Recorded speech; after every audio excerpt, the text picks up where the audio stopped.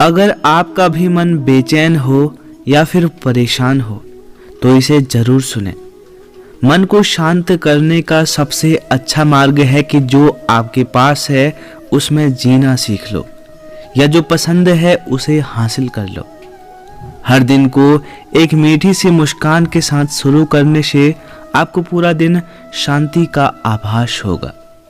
किसी भी स्थिति में और किसी भी परिणाम में मन और चित्त का शांत होना ही शांति है।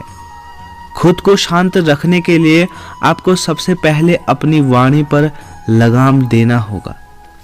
मन की शांति को स्थिर बनाए रखने के लिए आपको उन सभी जगहों, लोगों और चीजों को त्याग देना होगा जो आपकी जिंदगी में अशांति पैदा करती हैं। ज्यादा सोचना जरूरी नहीं है, बल्कि कम और बेहतर सोचना अच्छा है, और उससे आपको मन की शांति भी प्राप्त होगी। किसी और से लंबी बहस करने के बजाय स्वयं को कुछ पलों के लिए समझा लेना ही सबसे अधिक बुद्धिमानी का कार्य है। आपका सफलता पाना तय है अगर आप शांत रहकर अपनी सफलता को पाने के बारे में विचार करते हैं। मन को शांत करने से बड़े बड़े दुख से छुटकारा पाया जा सकता है। कभी कभी मन की शांति के लिए जरूरी है दूरी बनाना, कुछ लोगों से, कुछ जगहों से और कुछ उन चीजों से जो जीवन में व्यर्थ का शोर कर रही है। मन की शांति से बढ़कर इस दुनिया में कोई और दौलत नहीं है। सपने तो बस मन को शांति देते हैं, बाकी किस्मत तो मेहनत से ही बदलती जाती है।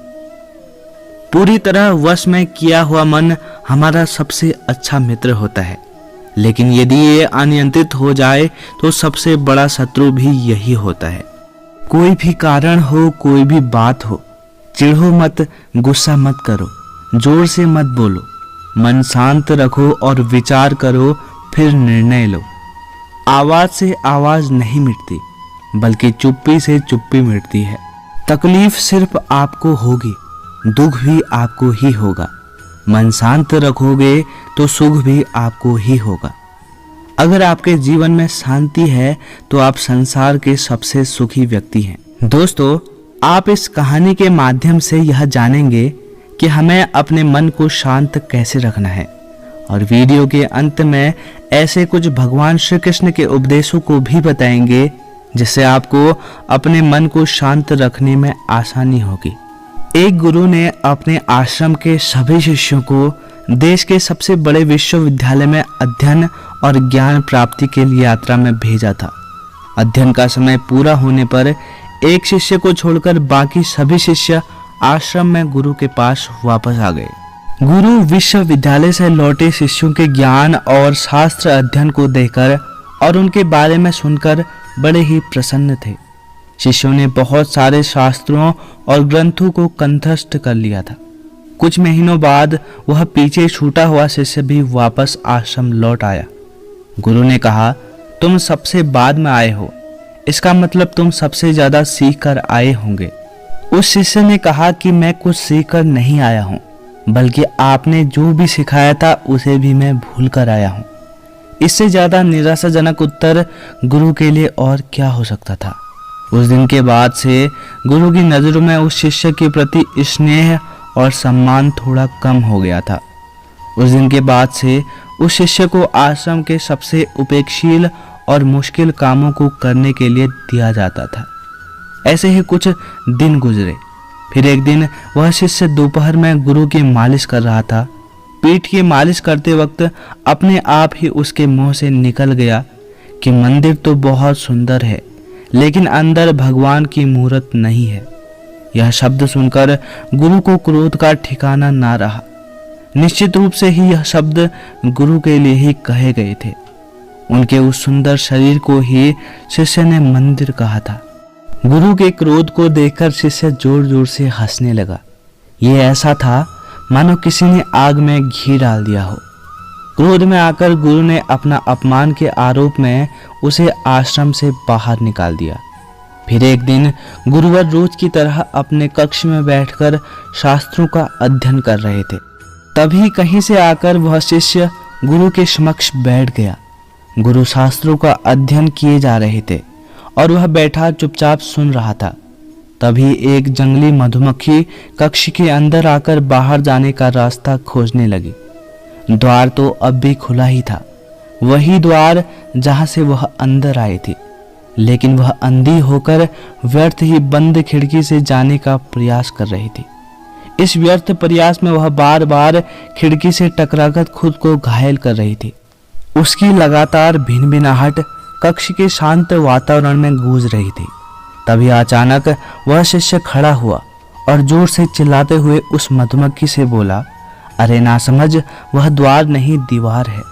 जरा रुक और देख, वापस जाने का भी द्वार वही है जहां से तुम अंदर आई थी। उस मधुमक्खी ने तो नहीं, परंतु उन गुरुवर ने इस बात को सुना। उन्होंने पहली बार उस शिष्य की आंखों में बड़े ध्यान से देखा और उन्होंने पाया कि अब वह शिष्य वह इंसान नहीं है जो यात्रा में गया था। यह तो एकदम अलग ही शिष्य था। यह एक एकदम ही अलग आंखें थी। उसने जो वहां सीखा था वह कोई साधारण सीख नहीं थी। इसने कुछ सीखा नहीं था, बल्कि इसने तो कुछ जान लिया था, कुछ असाधारण, कुछ अद्भुत। गुरुवर ने कहा, मैं आज महसूस कर पा रहा हूं कि मेरा मंदिर भगवान से खाली है। मैं यह भी महसूस कर पा रहा हूं कि मैं आज तक दीवार पर ही सर मारता रहा, इसलिए मुझे आज तक द्वार नहीं मिला। परंतु अब मैं उस द्वार को पाने के लिए क्या करूं? ऐसा क्या करूं जिससे मेरा मंदिर भगवान से खाली ना रहे? उस शिष्य ने कहा, यदि भगवान को चाहते हो तो स्वयं से खाली हो जाओ। जो स्वयं भरा है वही भगवान से खाली है। जब कोई स्वयं से खाली हो जाता है तो वह पाता है कि वह हर हमेशा से ही भगवान से भरा हुआ था। और अगर उस द्वार को पाना चाहते हो तो पहले वही करो जो मधुमक्खी कर रही है। गुरुवर ने देखा कि वह मधुमक्खी अब कुछ नहीं कर रही है। वह बस शांति से दीवार पर बैठी हुई है, बस बैठी हुई है। उसने देखा, समझा, महसूस किया और जागा। उन्हें ऐसा लगा जैसे उनके भीतर अंधेरे में एक बिजली सी जल गई है।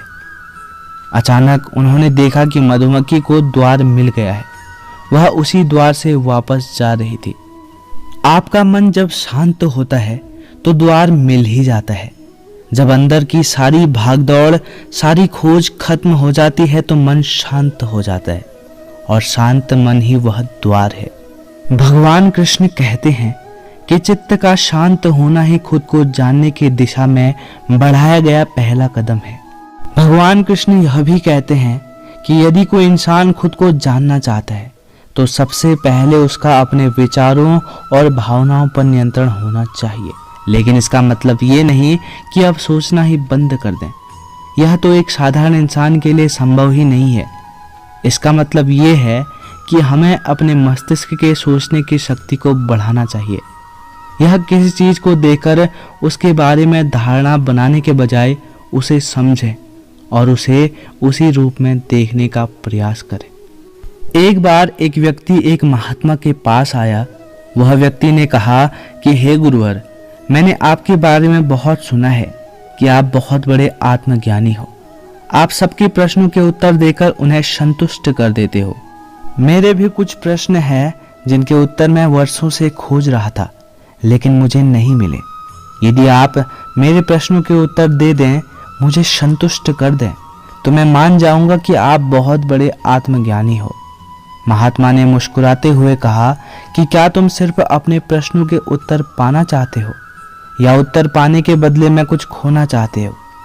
यह सुन उस व्यक्ति ने बड़े गर्व से कहा कि मैं एक क्षत्रिय हूँ और क्षत्रिय कुछ खोने से कभी नहीं डरते हैं। आप बस बताएं कि आपको क्या देना है। महात्मा ने कहा कि एक बार और सोच लो, आसान नहीं होगा तुम्हारे लिए। उस व्यक्ति ने कहा कि गुरुवर, मैंने सोच लिया है।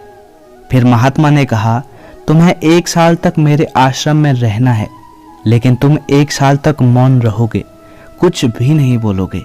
1 साल बाद आज ही के दिन मैं तुम्हारे सारे प्रश्नों के जवाब तुम्हें दे दूंगा।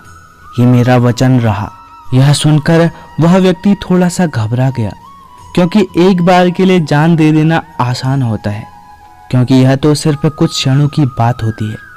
ऐसे ऐसे जहर हैं कि एक झटके में प्राण निकल जाते हैं। इसके लिए केवल एक बार साहस जुटाने की जरूरत पड़ती है, लेकिन 1 साल तक शांत रहना ये तो बहुत मुश्किल काम है, क्योंकि इसमें हर रोज खुद से लड़ना पड़ेगा, खुद के विचारों से लड़ना पड़ेगा, जो देखने में तो आसान लगता है लेकिन है बड़ा मुश्किल। कई बार साधारण लगने वाले कार्य बड़े मुश्किल होते हैं, लेकिन उस व्यक्ति ने तो सबके सामने वचन ही दे दिया था। वह व्यक्ति अगले 1 साल तक मौन रहा। धीरे धीरे उसके अंदर सब कुछ शांत हो गया, उसका मन एकदम शांत हो गया था। 1 साल बीतने के बाद महात्मा ने उनसे पूछा कि शिष्य, क्या प्रश्न थे तुम्हारे? वह व्यक्ति जोर से हंसा और बोला, क्या पूछ रहे हैं आप? अब मेरे अंदर कोई भी प्रश्न नहीं रहे, मुझे मेरे सारे प्रश्नों के उत्तर मिल गए हैं। महात्मा मुस्कुराए और बोले, जब इंसान का चित्त शांत होता है तो उसके सारे प्रश्नों के उत्तर उसे अपने ही अंदर मिल जाते हैं। दोस्तों, इस कहानी और इस वीडियो से हमें यह पता चलता है कि जब मन शांत होता है तो आप हर एक इच्छा, लोभ, लालच, इन सभी विकारों से दूर हो जाते हैं।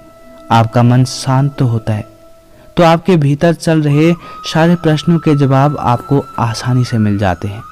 दोस्तों, शांति को भगवान कृष्ण के इन उपदेशों से थोड़ा और समझने की कोशिश करते हैं। भगवान कृष्ण कहते हैं कि जब हम मौन रहते हैं तो हम कितनी ऊर्जा व्यर्थ करते हैं, तनिक भी नहीं। वहीं जब हम क्रोधित होते हैं तब हम कितनी ऊर्जा व्यर्थ करते हैं। हमारा रक्त उबलने लगता है, नेत्रों से अंगारे बरसने लगते हैं, हम चीखते हैं, चिल्लाते हैं, कभी कभी कुछ अनुचित कार्य भी करते रहते हैं, सब कुछ बस क्रोध में आकर। मन शरीर के किस अंग में बसता है किसी को भी नहीं पता है, किंतु संपूर्ण शरीर इस मन की इच्छा साकार करने के लिए प्रयास करता रहता है।